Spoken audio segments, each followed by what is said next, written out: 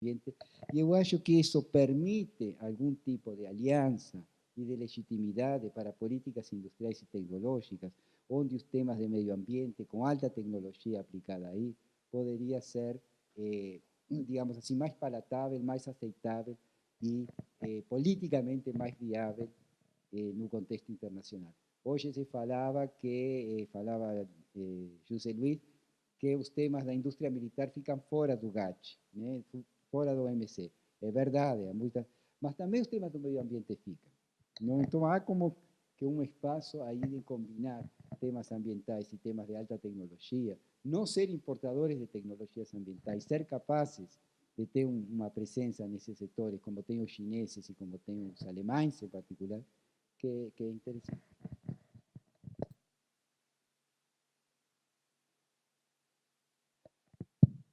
Bem, alguma outra pergunta?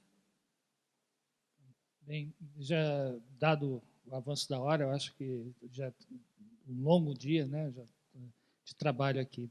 Eu queria terminar com duas coisas.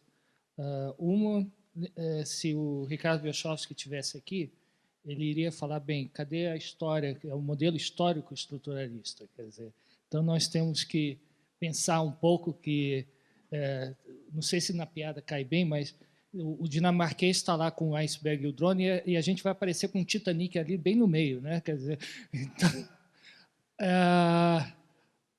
então um pouco de história. Eu acho que esse é algo que muitas vezes é necessário para o exercício do economista. Então, já para aqueles que gostam de um pouco de história econômica, no dia 23 de abril aqui vai ter o lançamento do documentário Um Sonho Intenso, do Mariani. Para aqueles que não viram, é uma história econômica do século XX aqui do Brasil, que pode ser de muito interesse, claro, com uma visão específica, né, do nacionalismo e desenvolvimentismo, né?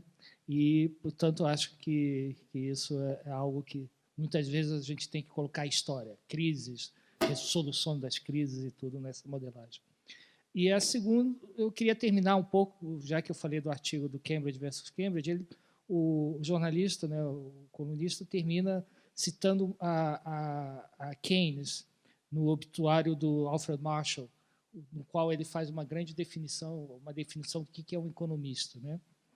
Então, Keynes escreveu: um grande economista deve possuir uma rara combinação de dotes. Deve ser matemático, historiador, estadista e filósofo, e ele, parênteses do próprio Keynes, em certo grau. Deve compreender os símbolos e falar facilmente. Deve contemplar o particular em termos do geral e tocar o abstrato e o concreto com o mesmo voo de pensamento. Deve estudar o presente à luz do passado com vistas ao futuro.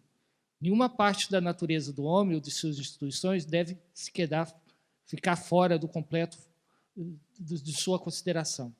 Deve ser simultaneamente desinteressado e utilitário, tão fora da realidade e tão incorruptível como o artista.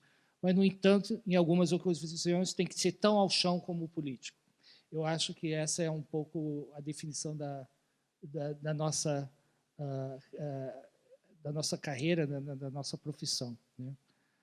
Portanto, amanhã eu acho que o painel vai ter muito material para conversar sobre os desafios da política econômica brasileira. E realmente estamos numa encruzilhada bem difícil. Então, esperamos todos vocês aqui amanhã, às 9h30, né? Então, muito obrigado. Até amanhã.